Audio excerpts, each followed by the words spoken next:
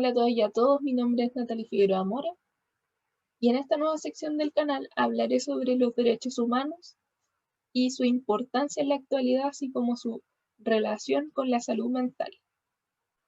Les invito entonces a ver esta primera cápsula en la cual hablaré sobre el concepto de los derechos humanos.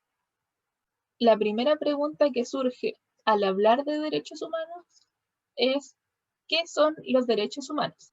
Los derechos humanos se deben definir como las condiciones que toda persona posee por el solo hecho de existir, sin importar su origen cultural, nacional o social.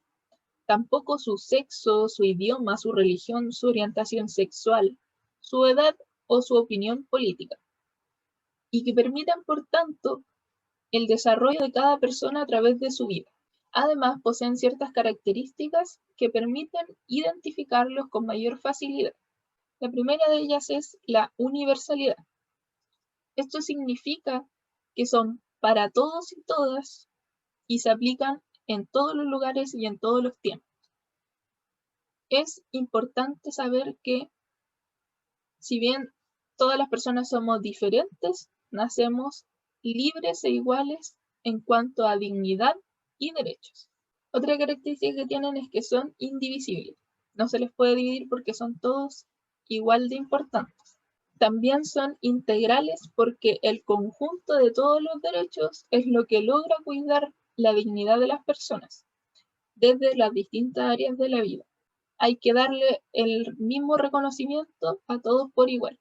Por otro lado, son inalienables, o sea, nadie puede cederlos o venderlos, tampoco nadie nos puede limitar los derechos o negarlos, a menos de que exista así una indicación legal. Por ejemplo, el hecho de haber cometido un delito y aquí nos quitan el derecho a la libertad. También entre sus características está el hecho de ser irrenunciable. O sea, no se puede renunciar a ellos por ningún motivo, porque se nace con ellos. Y el hecho de ser imprescriptibles, o sea, de que no caducan con el tiempo, no pierden su valor.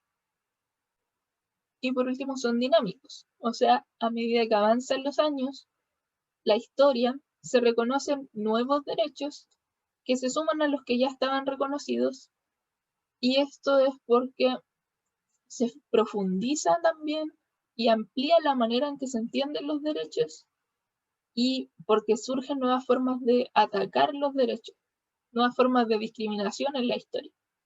Entonces, por eso son dinámicos, evolucionan de alguna manera con el tiempo.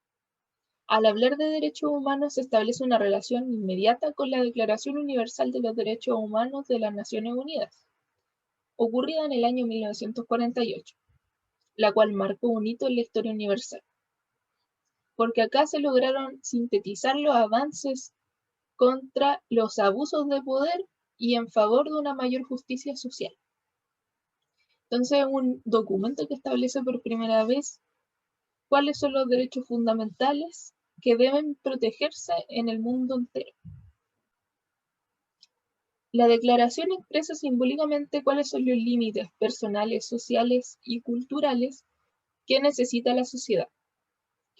Así, a partir del año 1948, cada sociedad ha tenido la tarea de encontrar los mecanismos específicos que mantengan la protección de estos derechos.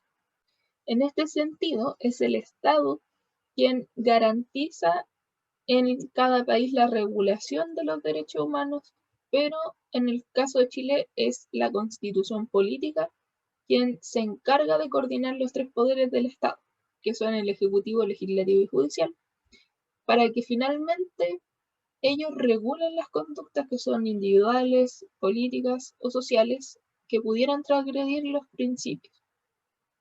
¿Qué opinan ustedes? ¿Realmente el Estado chileno es eficiente en la regulación de los derechos humanos? Opinen en la caja de comentarios. Los derechos humanos, según la Carta Fundamental, o también llamada Declaración Universal de los Derechos Humanos, se dividen en derechos personales, derechos políticos, derechos sociales y económicos y derechos culturales. En cuanto a los derechos personales, estos están constituidos por el derecho a la vida, por el poseer una nacionalidad y personalidad jurídica, la prohibición de la tortura, la inviolabilidad del hogar, la libre circulación en el territorio nacional, el asilo también en caso de persecución y el derecho a la defensa. En cuanto a los derechos políticos, está el derecho a la libertad de reunión, a la participación política y al pleno ejercicio de la soberanía popular.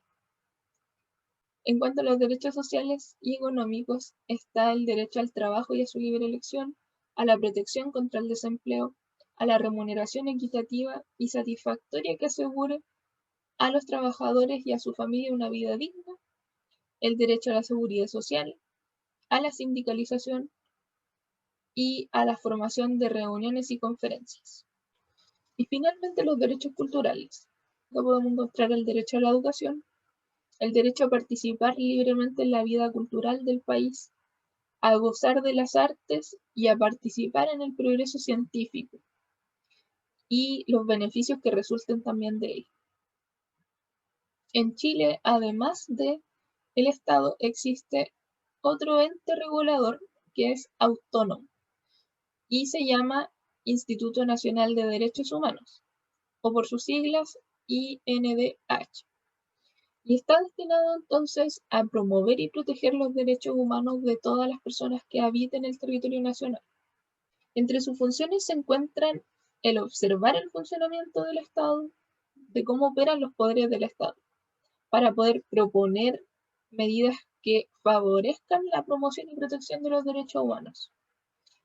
Y también debe elaborar un informe anual sobre la situación nacional de los derechos humanos, hacer recomendaciones para el debido resguardo de ellos, y este informe se debe presentar al presidente de la República, al Congreso Nacional y al presidente de la Corte Suprema.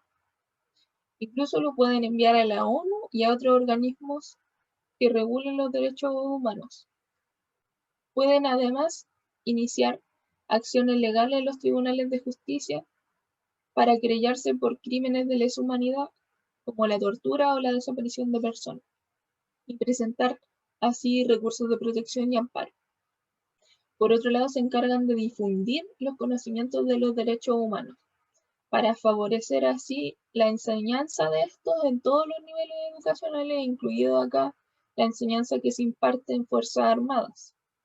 También hacen investigaciones, publicaciones, para fomentar la cultura de respeto de los derechos humanos en el país. Y por último, entre las funciones voy a destacar el cooperar con la ONU y con otras instituciones que se encuentran en otros países para promover y proteger los derechos humanos. Si quieren revisar cuáles son las otras funciones que desempeña el Instituto Nacional de Derechos Humanos, les invito a revisar la información que está abajo en la descripción. Si han llegado hasta este punto, te doy las gracias y no olvides seguir las redes sociales del Centro Psicosocial. Nos vemos en una próxima entrega.